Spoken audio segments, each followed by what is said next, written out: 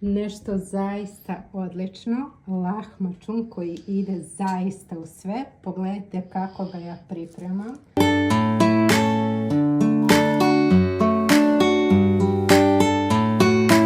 Zaista ga pripremam jako često. Stavit ću iceberg salatu, kupus, malo ljubičastog luka koji je zaista odličan, malo krastavca i paradajza.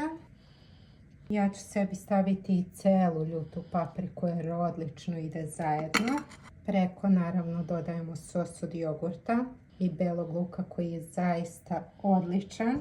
Sada to samo lepo i fino umotamo i naš lahmačun je spreman. Zaista je odličan. Toliko sastojaka sam stavila jer obožavam salate. Tako je ukusan. Pogledajte kako je lepo pečen, zaista je odličan.